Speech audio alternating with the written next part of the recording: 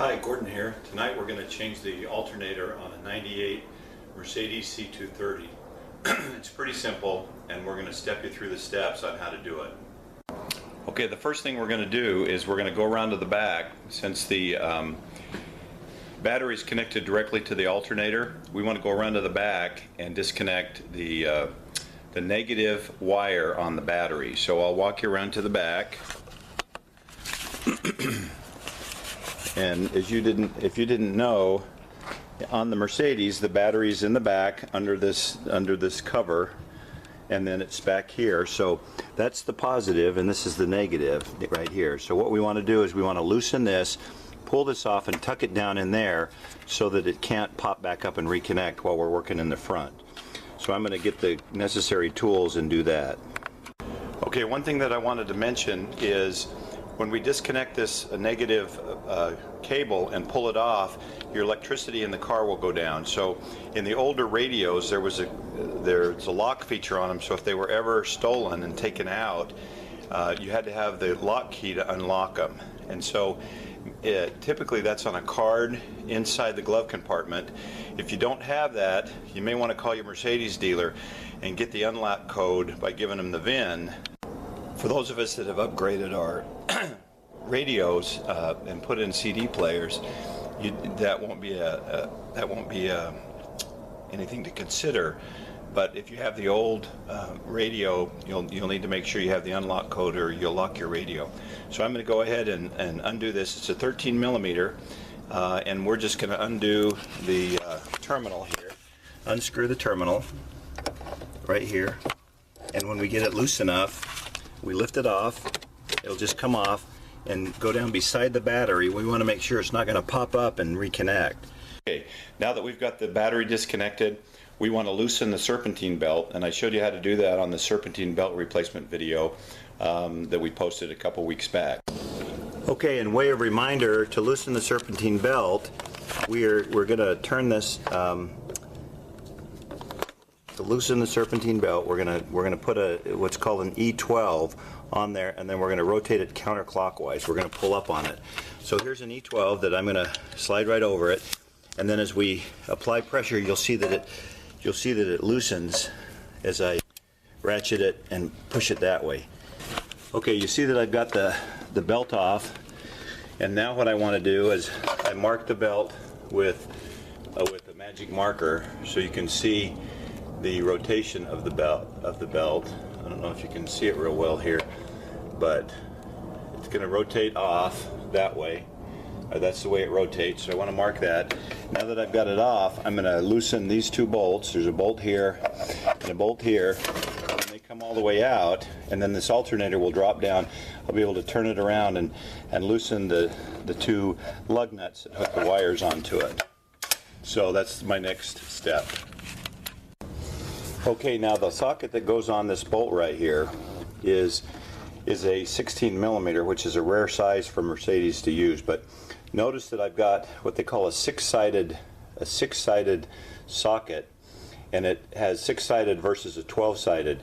And I use six-sided because if you use a 12 and this is snug, it will round off the corners of this. So my recommendation is to get a six-sided set of sockets. Say that 3 times real quick. And use that to loosen this bolt. Alright, so I'm going to loosen that now. Okay, you can see that I got the top one backed out a little ways right here. You see that it's backed out a little ways. And then the bottom one was really dirty, so I took something and brushed it off, washed it off, cleaned it off so that you can see it. And it's also a 16. Okay, I got the two bolts out. And you kind of have to rock it out because the bottom one sits in there kind of tight. Now that I've got it out, there's two lug nuts here you want to take off. This back one and this bigger one. And this one has a cover on it. You may have to get a screwdriver and pry it loose. I kind of loosened this one ahead of time, and so now I can just get it and rock it off and it comes off, exposing the two bolts. And so now what I want are two nuts. So now what I'm going to do is loosen that nut and loosen this nut, and then take these two lug nuts off. Lugs off of the wires with the lugs off, and then I'm gonna take this one off and put the new one on and tighten that down. So I'm gonna do that next. Okay, this one is a 13 millimeter right here, 13 millimeter, and this one right here is a 10. So this is the same one that we used to loosen the battery lug off the back. And then this is a 10 millimeter, and I've now got them loose enough that I can just unscrew them with my hand. If I can get it all the way off. It doesn't want to come all the way off, but that one I can unscrew with my hand, and we're going to pull those all the way off. So I'll get those off, and then we'll show you what to do next.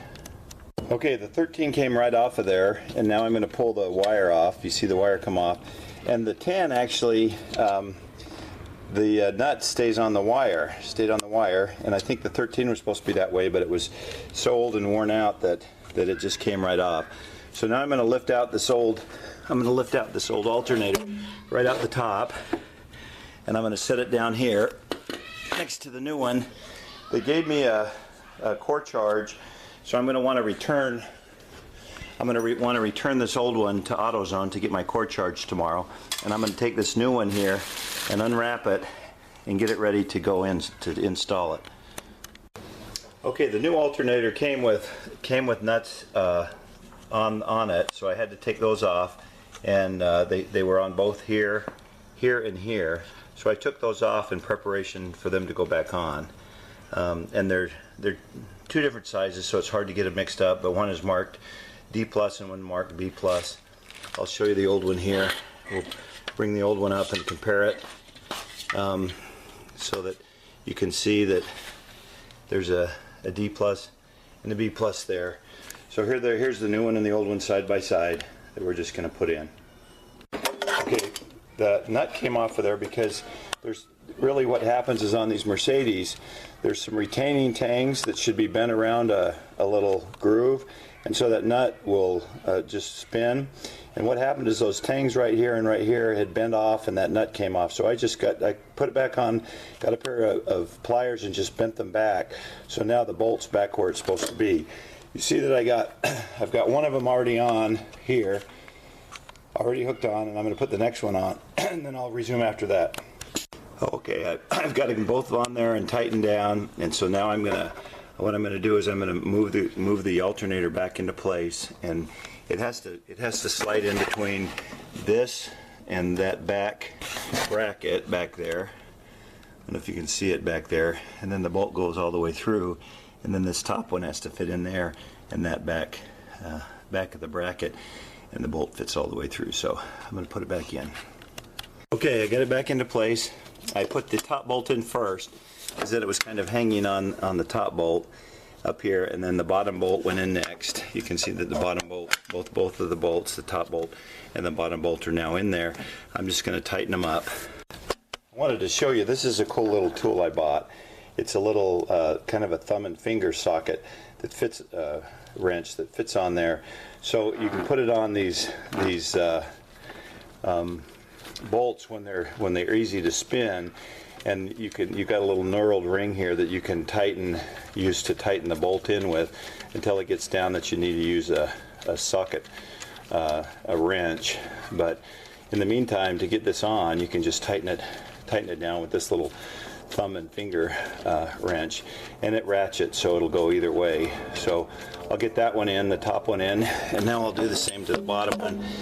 It's also pretty small, so it allows me a real compact space to get the stuff in. So just thought I'd show you that little tip. Okay, I got the alternator back on, as you can see, and I tightened the bolts down, and now I've got the serpentine belt back on in the same direction, ready to go. And I don't have it on the alternator yet, but I've got it on the water pump coming over to the power steering pump, down to the air conditioning compressor, and then it does about a 280 around the crankshaft, comes back around the pulley, the tensioner pulley, and then it goes back down around the alternator. So I'm gonna go ahead and put the E12 on here, loosen that, so I can slide the belt back over, and we'll be back in business. Okay, I got it back on. You see the new alternator's there. The new alternator's on.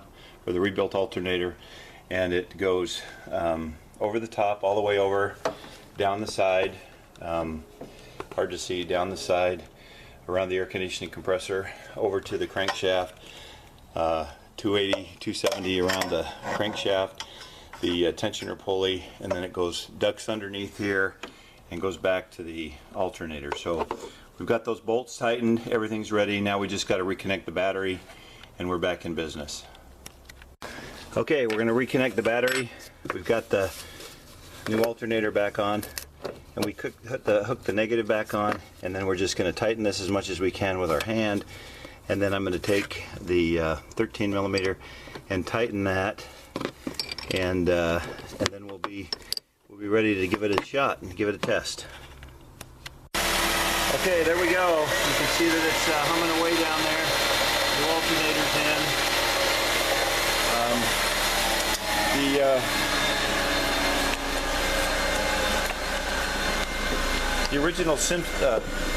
The original issue was that when I got in, and the original issue was when I got in and I have to open this so you can see the light. When I got in and turned the car on, the battery light came on the dash, and the battery light indicates that the alternator regulator is not good, and now the battery light is off. So we fixed it.